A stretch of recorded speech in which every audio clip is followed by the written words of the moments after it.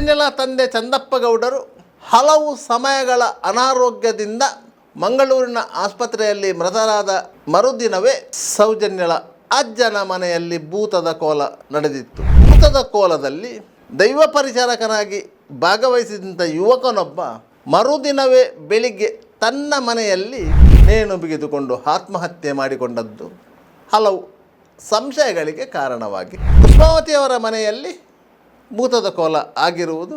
ಈ ಚೇತನಿಗೆ ಸುಮಾರು 6 ತಿಂಗಳ ಹಿಂದೆ ಮದುವೆ ನಿಶ್ಚಿತವಾಗಿದೆ. ಚೇತನ್ ನಲಿಕೆ ಹುಡುಗಿಯೊಬ್ಬಳ ಇನ್ಸ್ಟಾಗ್ರಾಮ್ನಲ್ಲಿ ಲೈಕ್ ಬಟನ್ ಒತ್ತಿದ್ದ. ಆದರೆ ಅವಳಿಗೊಂದು ಕುತೂಹಲ ಇತ್ತು, ಚೇತನನ್ನು ಬುಟ್ಟಿಗೆ ಹಾಕಿ ಕೊಳ್ಳಬಹುದಾದ ತರುಣಿ ಯಾರು, ಈತ ಲೈಕ್ ಕೊಟ್ಟದ್ದು ಯಾಕೆ ಮತ್ತು ಕಮೆಂಟ್ ಮಾಡಿದ್ದು ಯಾಕೆ ಎನ್ನುವುದು. ಸೂತಕದ ಮನೆಯಲ್ಲಿ ಭೂತದ ಕೋಲಕ್ಕೆ ಹೋಗಿ ಅಲ್ಲಿ ದೈವ ಪರಿಚಾರಕನಾಗಿ ಕೆಲಸ ಮಾಡಿ ಬಂದವನಿಗೆ ಮಾನಸಿಕವಾಗಿ ತುಮುಲಗಳು ಸ್ಟಾರ್ಟ್ ಆಯಿತಾ? ಮನೆಗೆ ದ್ವಿಚಕ್ರ ವಾಹನದಲ್ಲಿ ತಂದು ಬಿಟ್ಟಂಥ ಯುವತಿ ಯಾರು? ಆಕೆ ಚೇತನ್ ನಲಿಕೆಯ ಬಗ್ಗೆ ಬೇರೆ ಯಾವುದಾದರೂ ಕಥೆಯನ್ನು ಹೇಳಿ ಈ ತರುಣಿಯ ಮನಸ್ಸನ್ನು ಕೆಡಿಸಿದ್ದಳ ಎನ್ನುವ ಬಗ್ಗೆಯೂ ಸಂಶಯಗಳಿವೆ. ಸರಿಸುಮಾರು 13 ವರ್ಷಗಳ ಹಿಂದೆ ಹತ್ಯೆಗಾದ ಯುವತಿ ಸೌಜನ್ಯ. ಈಕೆಯ ತಂದೆ ಚಂದಪ್ಪ ಗೌಡರು ಕೆಲವು ದಿನಗಳ ಹಿಂದೆ ಅಸ್ವಸ್ಥದಿಂದ ಮಂಗಳೂರಿನ ಖಾಸಗಿ ಆಸ್ಪತ್ರೆಯಲ್ಲಿ ನಿಧನರಾದರು. ಅದಾದ ಮರುದಿನವೇ ಸೌಜನ್ಯಳ ಅಜ್ಜನ ಮನೆಯಲ್ಲಿ ಭೂತದ ಕೋಲ ಇತ್ತು. ಸಾಮಾನ್ಯವಾಗಿ ಹಿಂದೂ ಸಂಪ್ರದಾಯ ಪ್ರಕಾರ ಯಾರಾದರೂ ಮನೆಯಲ್ಲಿ ಮೃತಪಟ್ಟರೆ ಹತ್ತಿರದ ಎಲ್ಲ ಸಂಬಂಧಿಕರಿಗೆ ಸೂತಕ ಇರ್ತದೆ. ಆ ಸಂದರ್ಭದಲ್ಲಿ ಯಾವುದೇ ರೀತಿಯ ದೇವರ ಅಥವಾ ದೈವದ ಕಾರ್ಯಕ್ರಮಗಳು ನಡೆಯುವುದು ನಿಷಿದ್ಧ. 13 ದಿನಗಳ ಬಳಿಕ ಉತ್ತರ ಕ್ರಿಯೆ ನಡೆದ ನಂತರ 16ನೇ ದಿನ ಕಳೆದ ಮೇಲೆ ಸೂತಕ ಕಳೆಯುವುದು ವಾಡಿಕೆ. ಆದರೆ ಸೌಜನ್ಯಲ ತಂದೆ ಚಂದಪ್ಪ ಗೌಡರು ಹಲವು ಸಮಯಗಳ ಅನಾರೋಗ್ಯದಿಂದ ಮಂಗಳೂರಿನ ಆಸ್ಪತ್ರೆಯಲ್ಲಿ ಮೃತರಾದ ಮರುದಿನವೇ ಸೌಜನ್ಯಳ ಅಜ್ಜನ ಮನೆಯಲ್ಲಿ ಭೂತದ ಕೋಲ ನಡೆದಿತ್ತು. ಮೊದಲೇ ನಿಶ್ಚಯವಾದ ಕೋಲ ಆಗಿದ್ದರಿಂದ ಅದನ್ನು ನಡೆಸಿದ್ದೇವೆ ಅಂತ ಹೇಳ್ತಾರೆ. ಸೌಜನ್ಯಳ ತಂದೆ ಚಂದಪ್ಪ ಗೌಡರು ಮೃತಪಟ್ಟ ಸಂದರ್ಭದಲ್ಲಿ ಅವರ ಅಂತ್ಯಕ್ರಿಯೆಗೆ ಅವರ ಮಗನನ್ನು ಬಿಟ್ಟು ಅವರ ತಂದೆ ಬಾಬುಗೌಡರು ಚಿತೆಗೆ ಬೆಂಕಿ ಇಟ್ಟಿದ್ದರು ಎನ್ನುವುದು ಸಹ ಚರ್ಚೆಗೆ ಗ್ರಾಸವಾಗಿತ್ತು. ಆದರೆ ತಂದೆಯ ಕೈಯಲ್ಲಿ ಚಿತೆಗೆ ಬೆಂಕಿ ಹಚ್ಚಿಸಿಕೊಂಡು ಆತ್ಮಸದ್ಗತಿ ಪಡುವಂತಹ ಪುಣ್ಯದ ಕಾರ್ಯವನ್ನು ಚಂದಪ್ಪ ಗೌಡರು ಮಾಡಿದ್ದಾರೆ ಎಂದು ಹೇಳಲಾಗುತ್ತಿದೆ. ಸಾಮಾನ್ಯವಾಗಿ ತಂದೆಯ ಚಿತೆಗೆ ಮಗ ಬೆಂಕಿ ಕೊಡ್ತಾರೆ. ಇಲ್ಲಿ ಮಗನ ಚಿತೆಗೆ ತಂದೆ ಬೆಂಕಿ ಕೊಟ್ಟರು. ಮಗನಿಗೆ ಮಗ ಇದ್ದರೂ ಸಹ ತಂದೆ ಬೆಂಕಿ ಕೊಟ್ಟಿದ್ದಾರೆ. ಆದರೆ ಹಿಂದೂ ಸಂಪ್ರದಾಯದ ಪ್ರಕಾರ ಅದು ಪ್ರಸ್ತುತ. ಇಲ್ಲಿ ಚಂದಪ್ಪರ ಅಂತ್ಯಕ್ರಿಯೆ ನಡೆದ ಮರುದಿನವೇ ನಡೆದ ಭೂತದ ಕೋಲದಲ್ಲಿ ದೈವ ಪರಿಚಾರಕನಾಗಿ ಭಾಗವಹಿಸಿದಂಥ ಯುವಕನೊಬ್ಬ ಮರುದಿನವೇ ಬೆಳಿಗ್ಗೆ ತನ್ನ ಮನೆಯಲ್ಲಿ ನೇಣು ಬಿಗಿದುಕೊಂಡು ಆತ್ಮಹತ್ಯೆ ಮಾಡಿಕೊಂಡದ್ದು ಹಲವು ಸಂಶಯಗಳಿಗೆ ಕಾರಣವಾಗಿ ಚಂದಪ್ಪರ ಮಾವನ ಮನೆಯಲ್ಲಿ, ಅಂದರೆ ಕುಸುಮಾವತಿಯವರ ತಂದೆಯ ಮನೆಯಲ್ಲಿ ಭೂತದ ಕೋಲ ಇದ್ದದ್ದು. ಎರಡೂ ಮನೆಗಳು ಕೇವಲ ಕೆಲವೇ ಗಜಗಳ ಅಂತರದಲ್ಲಿ ಇರುವುದು. ಯಾಕಂತ ಹೇಳಿದರೆ ಚಂದಪ್ಪರ ಮನೆ ಮತ್ತು ಕುಸುಮಾವತಿಯವರ ಮನೆ ಅಕ್ಕಪಕ್ಕದಲ್ಲೇ ಇರುವುದು. ಕುಸುಮಾವತಿಯವರ ಮನೆಯಲ್ಲಿ ಭೂತದ ಕೋಲ ಆಗಿರುವುದು.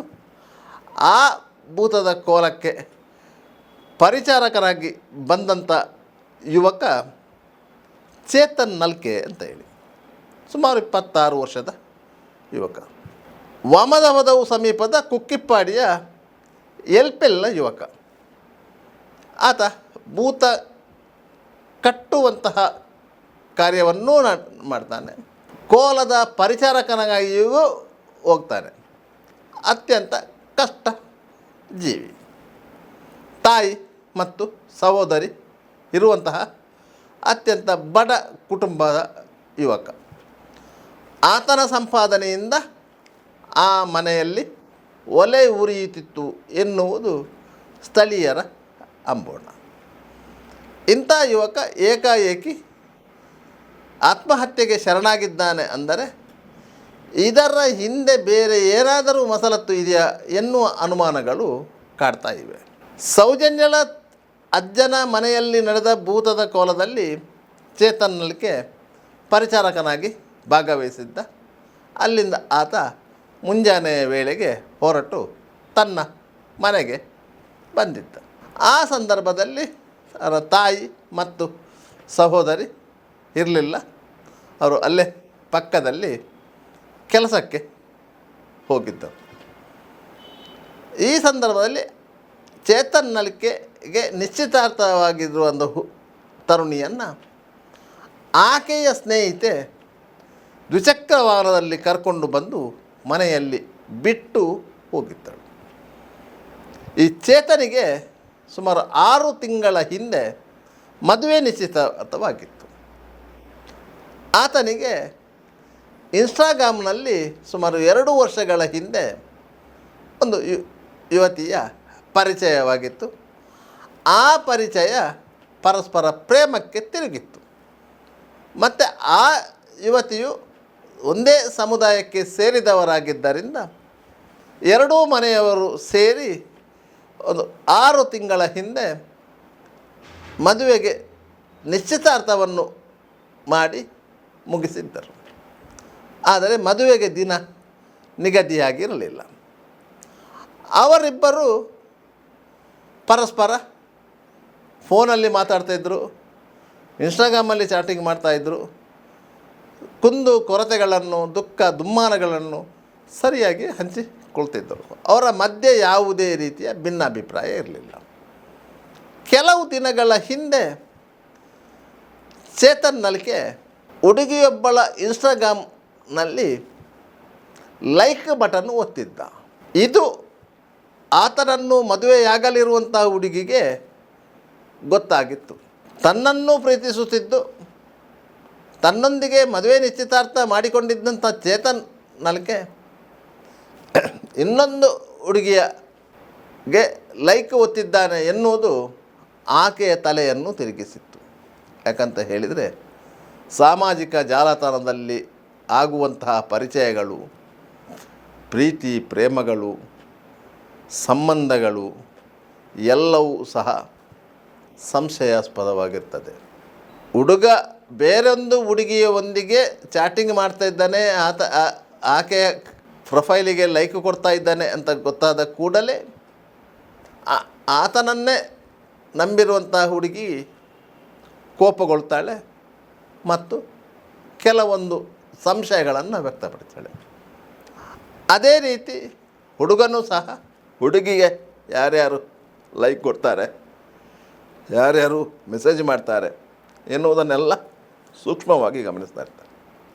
ಆದ್ದರಿಂದ ಸಾಮಾಜಿಕ ಜಾಲತಾಣದಲ್ಲಿ ಹುಟ್ಟಿ ಬೆಳೆಯುವಂತಹ ಪ್ರೀತಿ ಗಟ್ಟಿಯಾಗುವುದಿಲ್ಲ ಅಂತ ಹೇಳ್ತಾರೆ.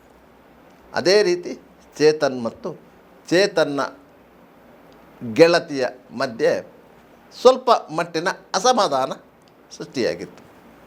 ಆದರೆ ಅವಳಿಗೊಂದು ಕುತೂಹಲ ಇತ್ತು.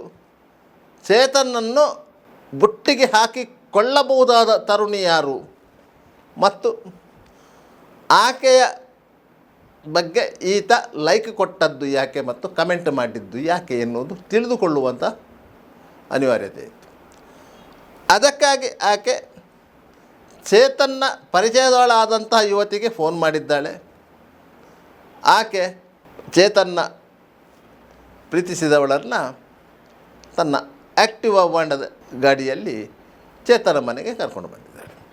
ಚೇತನ್ ಮನೆಯಲ್ಲಿ ಆಗ ತಾನೇ ಸೌಜನ್ಯಳ ಅಜ್ಜನ ಮನೆಯ ಕೋಲದಿಂದ ಬಂದಿದ್ದ ಮನೆಯಲ್ಲಿ ರೆಸ್ಟ್ ತಗೊಳ್ಬೇಕು ಎನ್ನುವ ಇರಾದೆಯಲ್ಲಿದ್ದ.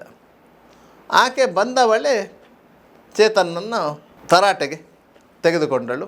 ಚೇತನ್ ಏನು ಸಮಜಾಯಿಸಿಕೊಟ್ಟರೂ ಕೇಳುವಂಥ ಪರಿಸ್ಥಿತಿಯಲ್ಲಿ ಆಕೆ ಇರಲಿಲ್ಲ. ಅವರಿಬ್ಬರ ಮಧ್ಯೆ ನಡೆಯುತ್ತಿದ್ದಂಥ ವಾಗ್ವಾದವನ್ನು ಸಮಾಧಾನಪಡಿಸಲಿಕ್ಕೆ ಅಲ್ಲಿ ಬೇರೊಬ್ಬರೂ ಇರಲಿಲ್ಲ. ಯಾಕಂತೇಳಿ ಚೇತನ್ನ ತಾಯಿ ತಂಗಿ ಇವರು ಕೆಲಸಕ್ಕೆ ಹೋಗಿದ್ದರು. ಈ ವಿಚಾರದಿಂದ ದಿಕ್ಕೆಟ್ಟಂತಹ ಚೇತನ್ ಸೀದಾ ಮನೆ ಒಳಗೆ ಹೋಗಿದ್ದಾನೆ.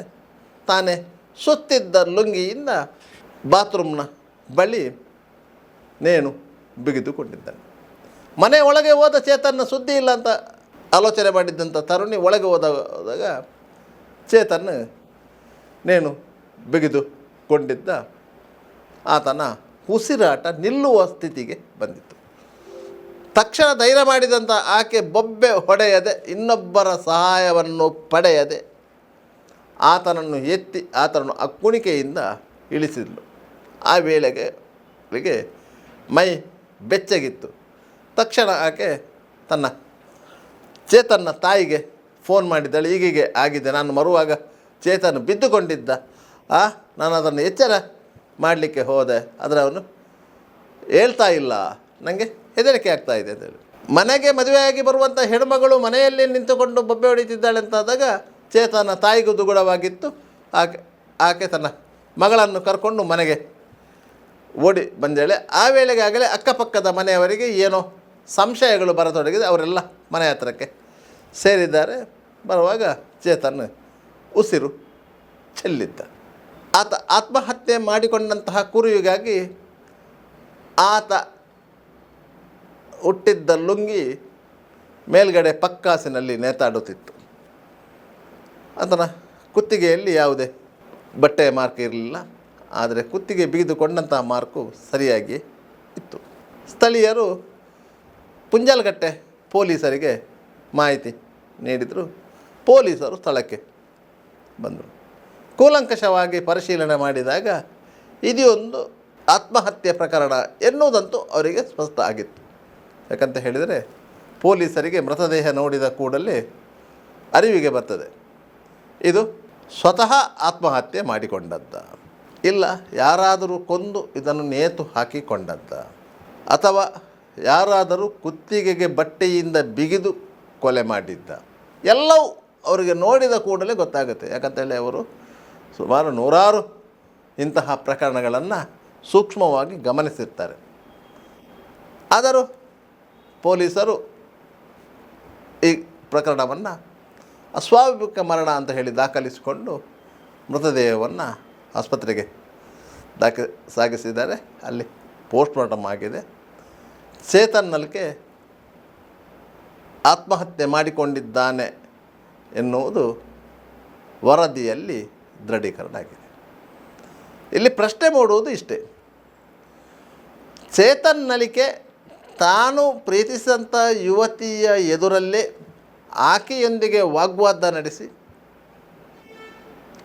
ಆತ್ಮಹತ್ಯೆ ಮಾಡಿಕೊಂಡನೆ ಎಂಬುದು, ಅಥವಾ ಪ್ರೀತಿಸಿದ ಹುಡುಗಿಯೇ ಈ ಆತ್ಮಹತ್ಯೆಗೆ ಕಾರಣರಾದಳೆ ಎಂಬುದು.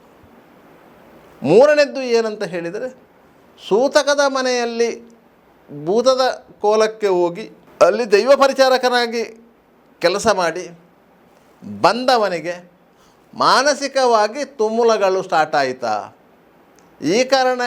ಈ ಕಾರಣಕ್ಕೆ ಪ್ರೀತಿಸಿದ ಹುಡುಗಿ ಬಂದು ಇನ್ಸ್ಟಾಗ್ರಾಮಲ್ಲಿ ಲೈಕ್ ಒತ್ತಿದಂಥ ಹುಡುಗಿಯ ಬಗ್ಗೆ ವಿಚಾರಿಸಿದ್ದು ಆತನ ಉದ್ವೇಗಕ್ಕೆ ಕಾರಣವಾಯಿತಾ, ಈ ಕಾರಣದಿಂದಾಗಿ ಚೇತನ್ ನಲ್ಕೆ ಆತ್ಮಹತ್ಯೆ ಮಾಡಿಕೊಂಡನ ಎನ್ನುವಂಥ ಪ್ರಶ್ನೆಗಳು ಮೂಡಿವೆ. ಒಟ್ಟಾರೆಯಾಗಿ ಗ್ರಾಮೀಣ ಪ್ರದೇಶದಲ್ಲಿ ನಡೆದಂಥ ಈ ಘಟನೆ ಸ್ಥಳೀಯವಾಗಿ ಸಾಕಷ್ಟು ಅನುಮಾನಗಳನ್ನು ಹುಟ್ಟುಹಾಕಿತ್ತು. ಅತ್ಯಂತ ಬಡ ಕುಟುಂಬದ, ಬಡ ಸಮುದಾಯದ ಯುವಕನೊಬ್ಬ ಈ ರೀತಿಯಾಗಿ ತನ್ನ ಜೀವನವನ್ನು ಅಂತ್ಯಗೊಳಿಸಿದ್ದು ಕೆಲವರಿಗೆ ಆಘಾತವನ್ನು ತಂದಿದೆ.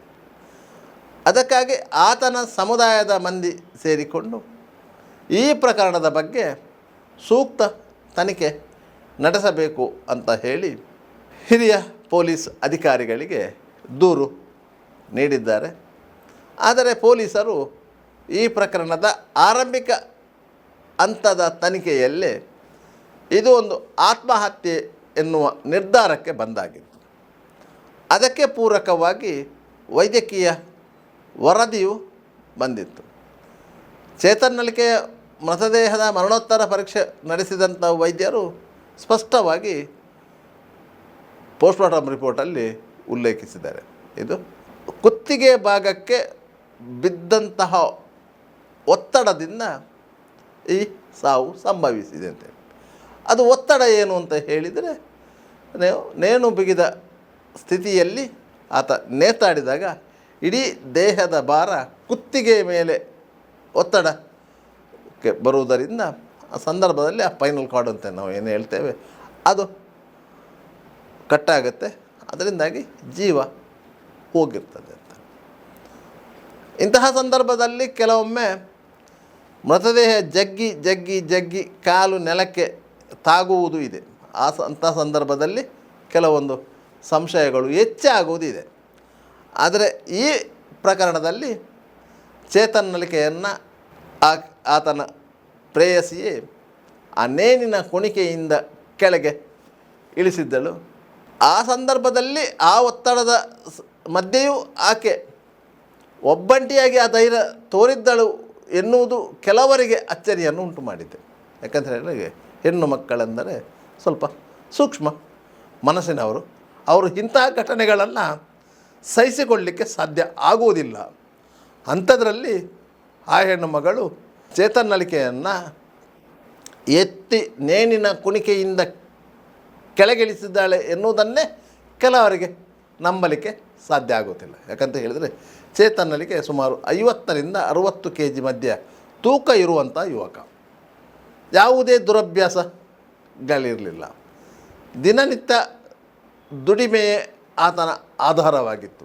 ಅಂಥ ಯುವಕನನ್ನು ಆಕೆ ಎತ್ತಿ ನೇಣಿನ ಕುಣಿಕೆಯಿಂದ ಕೆಳಗಿಳಿಸಿದ್ದಾಳೆ ಅಂತ ಹೇಳಿದರೆ ಕೆಲವರು ಸಂಶಯ ವ್ಯಕ್ತಪಡಿಸಿದ್ದಾರೆ. ಇದಕ್ಕೆ ಬೇರೆ ಯಾರಾದರೂ ಸಹಾಯ ಮಾಡಿರಬಹುದಾ ಅಂತ. ಮತ್ತು ಆ ಯುವತಿಯನ್ನು ಮನೆಗೆ ದ್ವಿಚಕ್ರ ವಾಹನದಲ್ಲಿ ತಂದು ಬಿಟ್ಟಂಥ ಯುವತಿ ಯಾರು? ಆಕೆಗೂ ಈ ಯುವತಿಗೂ ಇರುವಂತಹ ಪರಿಚಯ ಏನು?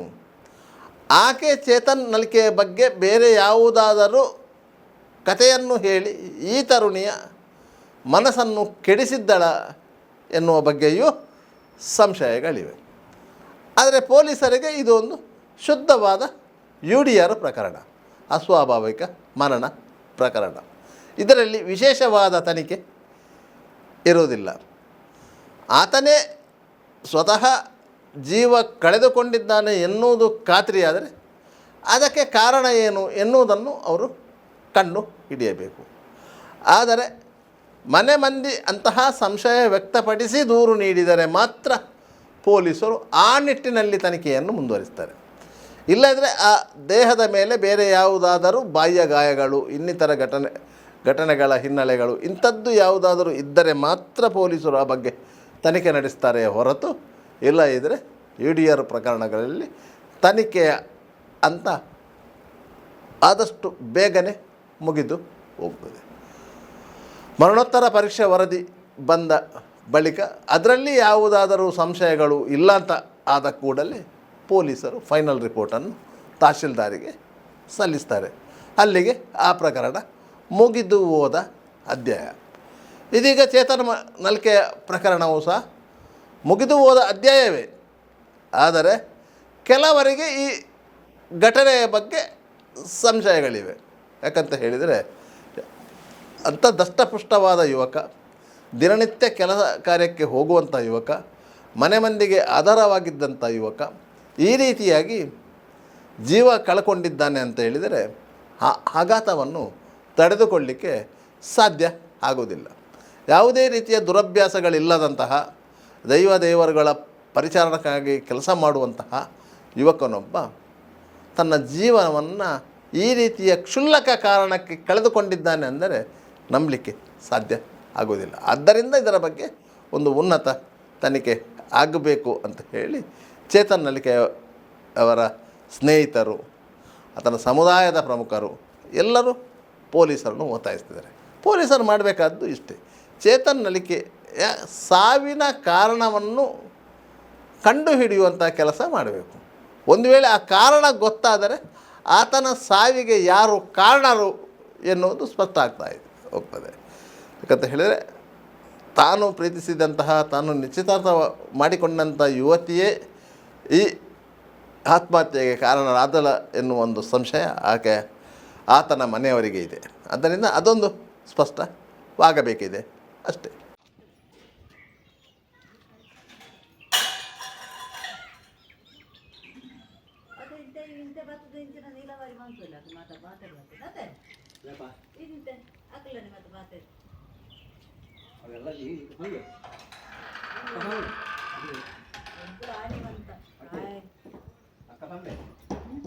ಮಾತಾಡ ಬರೋದು ಕುಟುಂಬದ ಕಾರಣ ಮಾತಾಡ ಉಂಟು